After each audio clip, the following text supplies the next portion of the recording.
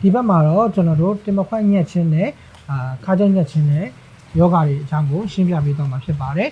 ကျွန်တော်စေကန်းတွေမှာတိုင်းစေကန်းတွေမှာလည်းအလားများတဲ့ယောဂတွေထဲမှာတစ်ခုဖြစ်တဲ့ခါးကြောညက်တာတင်မခွက်ညက်တာတွေကအဓိကတော့ခါးပိုင်းတင်မခွက်မှာရှိတဲ့ချွတ်သားတွေနဲ့လည်းသက်ဆိုင်လို့အောင်ကျိုးနဲ့လည်းသက်ဆိုင်ပါတယ်နံပါတ်1ကျွန်တော်တို့ခါးရဲ့တင်မခွက်ရဲ့နေရာလေးမှာရှိတဲ့ချွတ်သား gluteus maximus ဆိုတဲ့ချွတ်သားမြောင်းအကြီးကြီးရှိတယ်သူ့ရဲ့အောက်ထဲမှာကမီးညောင်ရုပ်နဲ့ကျွန်တော်တို့ပေါင်ထေရုပ်ကိုဆက်သွယ်ထားတဲ့ချွတ်သားမြောင်းရှိတယ်အဲကြောင့်နာမည်ကိုတော့ piriformis muscle လို့ခေါ်တယ်အဲ့တော့တစ်ခါတည်းမှာကျွန်တော်တို့ခါးကနေစုံဆင်းလာတဲ့အောင်ကြောတွေကဒီချွတ်သားမှာလာပြီးတော့ပြီးညက်တဲ့အခါမျိုးမှာဆိုရင်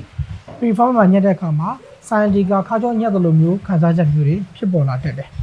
ဒါဆိုဒီမှာတွေ့လားခါးကနေဆင်းလာတဲ့ L4 L5 L1 ပေါင်းပြီးဆင်းလာတဲ့ scientific nerve အကြီးကြီးက piriformis muscle ရဲ့အောက်ကနေပြီးတော့မှသူကစီးဆင်းတာပါဒီလိုစီးဆင်းပြီးတော့မှကျွန်တော်ခြေထောက်တွေကိုဒူးကွေးတာဒူးဆန်တာအပြင်သို့ရမ်းတာထိုင်တာထတာစတဲ့လှုပ်ရှားမှုအားလုံးခိုင်းစေတာပါအဲ့တော့တစ်ခါတည်းမှာဒီကြွက်သားကရောင်ရမ်းပြီးတော့နာကျင်လာတဲ့အနေအထားမျိုးတွေမှာတင်မခွက်ကရောင်လာပြီးတော့အောင်ကျောကိုပြီးမယ်အောင်ကျောရှိရဲ့လမ်းကြောင်းတစ်လျှောက်လုံးမှာဘယ်ဆိုလဲဘယ်ဘက်ချမ်းညာဆိုလဲညာဘက်ချမ်းတွေကိုတိုက်ခိုက်ခံရတာမျိုးတွေဖြစ်တတ်ပါတယ်ဒါတော့ကျွန်တော်တို့ခန္ဓာပေါင်းနဲ့ဖြစ်တဲ့အနေအထားမျိုးတွေတင်မခွက်ညက်တဲ့အနေအထားမျိုးတွေမှာဆိုရင်မတူညီတဲ့ချက်လေးတွေကိုစပြီးတော့ပြောပြပါမယ်အဲ့တော့scientific ဖြစ်တဲ့ကျွန်တော်တို့ခန္ဓာပေါင်းတန်းဖြစ်တဲ့ဆိုရင်အနေအထားမျိုးမှာဆိုသိတာတဲ့အချက်ကဓာတ်မှန်ရလိုက်တဲ့အခါမှာဆိုခဇစ်မှာကကျွန်တော်တို့ချီပေါင်းရှိနေရတော့၎င်းအစစ်ပြားကိုပြိမိရတော့၎င်းအစစ်ပြားကျွန်းနာတော့၎င်းအချောင်းရင်းတစ်ခုခုနဲ့အောင်ရောကိုရောင်ရမ်းစေတဲ့အချက်လက်တွေဒီခဇစ်မှာပါပြဿနာတွေ့ရတတ်တယ်ဒါပေမဲ့ piriformis syndrome လို့ခေါ်တဲ့တင်ပခွက်မှာမြက်တာကြတော့ဒီပေါ်ဒီမှာကသိပြဿနာမရှိပေမဲ့တင်ပခွက်ထဲမှာရှိတဲ့ကြွက်သားကရောင်ရမ်းနေပြီးတော့မှအောက်ကအယိုးနဲ့အောင်ရောကိုပြညက်တဲ့ပုံစံမျိုးပေါ့နော်ဒီလိုပုံစံမျိုးညက်ပြီးတော့မှအောင်ရောင်တာတွေဖြစ်နေတတ်တယ်အဲ့တော့အချို့ကျတော့ခါမှညက်တယ်အချို့ကျတော့တင်ပခွက်မှာညက်တယ်အဲ့လိုမျိုးခွဲခြားပြီးသိနိုင်ပါတယ်လက္ခဏာချင်းကတော့တော်တော်လေးဆင်တူပါတယ်ဒါပေမဲ့ piriformis syndrome မှာက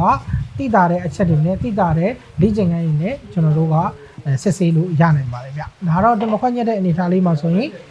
ရောင်ရမ်းတဲ့ပုံစံလေးတွေပြထားတာဒါတော့ခါးကြောညက်ရင်ဖြစ်မဲ့ပုံစံလေးတွေကိုပြပေးထားတာပါအဲ့တော့ကျွန်တော်တို့ခုနကပြခဲ့တဲ့လေ့ကျင့်ခန်းတွေအတိုင်းကျွန်တော်တို့ခါးနာပေါင်းတန်းဖြစ်တာခါးကြောညက်တာဒါမှမဟုတ်ရင်တင်ပခွက်ညက်တာဆိုတဲ့အခြေအနေတွေကိုသိတာဆိုတာခွဲခြားလို့ရနိုင်တယ်ကျွန်တော်တိုင်းစေကန်းက52လမ်းမစွန်တော်မျိုးနယ်မှာတည်ရှိပြီးတော့မှဒီ